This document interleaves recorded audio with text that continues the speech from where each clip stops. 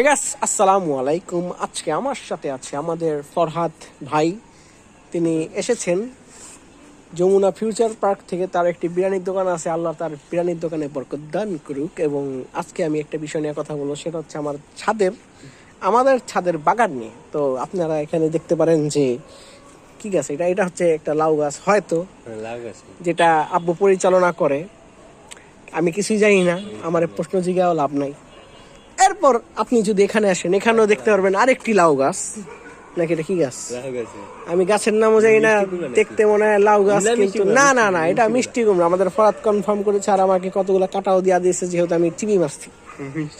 তো এটা মিষ্টি কুমড়া গাছ। আশা করি মিষ্টি কুমড়া আমি অবশ্য খাই না, কিন্তু ইনশাল্লাহ এটা খাবো। আর এটারও পরিচর্যা আমি করি না, কোনোদিন এক গ্লাস পানিও দিই না। পর সম্পূর্ণ বিষয় আব্বুর। পাছে আসে আরেকটি মিষ্টি কুমড়া গাছ। এটাও তো প্রায় দেখ না, লাউ লাউ ওই যে আচ্ছা, যে কুমড়াই হোক একটা হইলে লাউ আর কদু এক না, কুমড়া এক না, লাউ আর কুমড়া আলাদা। আচ্ছা, লাউ আর কুমড়া আলাদা।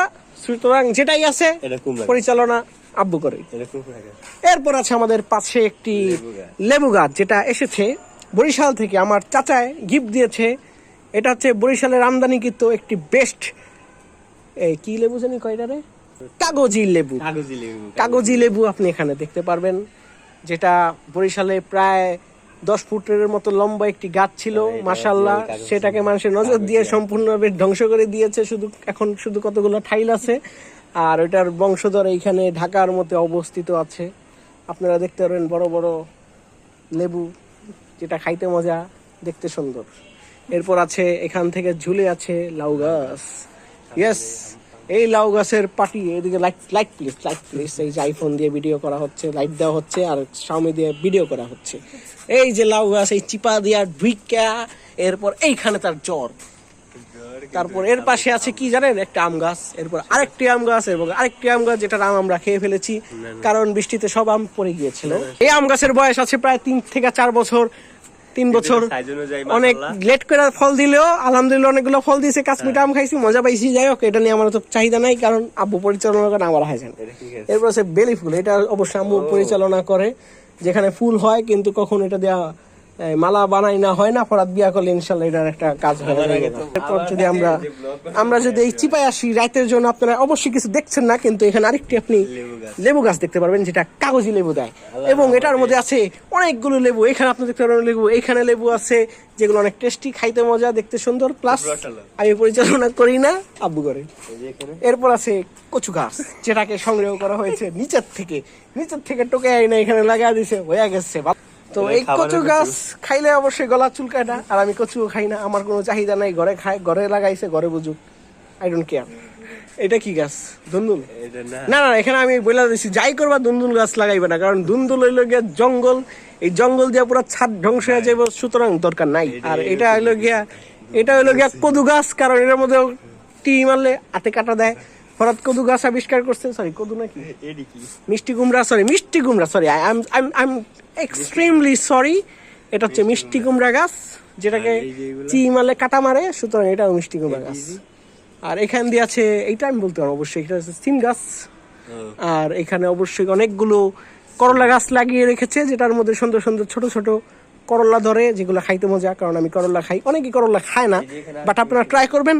এটা অনেক স্বাদ দেয়, অনেক মজা, ভেরি টেস্টি। ঠিক আছে, রাঁধতে হবে, রান্নার গুণ থাকতে হবে। এটা কি? আমাদের পাশে আছে আর একটি মিষ্টি কুমড়া গাছ। অবশ্যই মিষ্টি কুমড়া খাইনি, এত মিষ্টি কুমড়া গাছ লাগিয়েছে কি আমার আহে যেন। আমি এটি নিয়ে আমার কোনো চাহিদা নেই, এটা আমার আব্বুর শখ। অনেক ভিটামিন। এরপর এটা কি আছে, এখানে আছে, আপনি দেখতে পারবেন অনেকগুলো এই পরজীবীর মতো গাছ ছড়িয়ে ছিটিয়ে আছে। আই ডোন্ট নো, ফরাদও হয়তো জানে না। হ্যাঁ, তারপর এখানে আপনি যদি দেখেন একটি লিজেন্ডারি মরিচ গাছ, যেটা স্বাদ খেলে আপনি হয়ে যাবেন, কি হইবেন, ভিটামিন সিতে ভরপুর হয়ে যাবেন। প্লাস মরিচগুলো হয় কালো, দেখতে সুন্দর। এটা এক সিজনে অনেকগুলো মরিচ দিয়েছে, আমরা অনেক খেয়েছি। আমি অবশ্য মরিচ খাই না, কিন্তু মরিচগুলো অনেক টেস্টি। আমি অনেক খেয়েছি, আমি অনেকটাই খাওয়াইছি, অনেকটাই এটা দিয়েছি, তারা অনেক প্রশংসা করছে। সম্পূর্ণ ব্ল্যাক মরিচ, ফ্লেভার যুক্ত, ঝালের থেকে স্বাদ বেশি, খাইলেই মজা। সর্বশেষ আপনারা দেখতে পারেন এখানে কবুতর যেগুলারে অনেক ঘাট দিয়ে রাখা হয়েছে, কারণ ধারকাওয়া ইসা কি করে বাচ্চাগুলারে খাইয়া লায়, তো এটা অনেক সমস্যা। এই কারণে এটা বুদ্ধি দেওয়া হয়েছে যে এটার এই 1 নম্বর ঘাট যাতে কাওয়া না ঢুকতে পারে, 2 নম্বর ঘাট যাতে বৃষ্টি না ঢুকতে পারে, 3 নম্বর ঘাট আমার সামনে আছে, আপনারা দেখতে পারবেন এখানে। প্লিজ লাইট মারো, এখান দিয়ে সম্পূর্ণভাবে ঘাট দিয়ে দেওয়া হয়েছে যাতে করে খুব ধারকাওয়া না ঢুকে খাইতে পারে। এরপর আরেকটি ঘাট দেওয়া হয়েছে, প্লিজ এই যে আপনারা উপরে চালা দেখতে পারবেন। এরপর সাইডেও ঘাট দেওয়া হয়েছে, এই যে আপনারা দেখতে পারবেন, এই যে জালি মারিয়া দিছে। তারপর প্লিজ লাইটটা এখানে নিয়ে আসুন, আমাদের ফরাদ ভাই ক্যামেরাম্যানের জন্য আজকে আছে। এই যে সাইডে ক্যামেরা, প্লাস এইখানেও ক্যামেরা আছে, এইখানে সরি জালি আছে, এইখান দিয়ে জালি দিয়ে সম্পূর্ণ আটকে দেওয়া হয়েছে। আরেকটি হয়তো গাছ আমাদের বাকি আছে, সেটা দেখি আমি ব্লগটি শেষ করে ফেলবো। আমি অনেকক্ষণ কথা বলতে পারি, জিনিসটা প্রমাণিত হয়ে গেল এবং আমি সম্পূর্ণভাবে প্রস্তুত আছি শুদ্ধ ভাষায় কথা বলার জন্য। আম্মু আমার অনেক পচায়, যার কারণে আমি বিষয়টা সিরিয়াসলি নিয়ে নিচ্ছি কিভাবে শুদ্ধ ভাষায় কথা বলা যায়। সর্বশেষ একটি গাছ যেটা হিজাব অথবা নিকাব দিয়ে লুকিয়ে আছে, দেখা যায় এটার ভিতরে কি আছে। এটার ভিতরে একটি মরিচ গাছের বাচ্চা লুকিয়ে আছে। জিনিসটা লুকিয়েই থাকুক, কারণ আমি চাই মরিচ গাছ হোক, কারণ মরিচ গুলো আসলেই মজা। আসলে ভাই মরিচ হয় না ভাই 2 বছর ধরে, 1 বছর জানার পর মরিচ গাছ মরে গেছে। এটার ভালোভাবে পরিচর্যা করা হয় নাই, যার কারণে হয় নাই। তো এটারে বানাইছে, এটা ভাই যে স্বাদ পাই ভাই, মানে পরানটা চুরা যায় ভাই, পরানটা চুরা যায়। যদি আমি মরিচ খাই না, কিন্তু পরানটা চুরা যায়।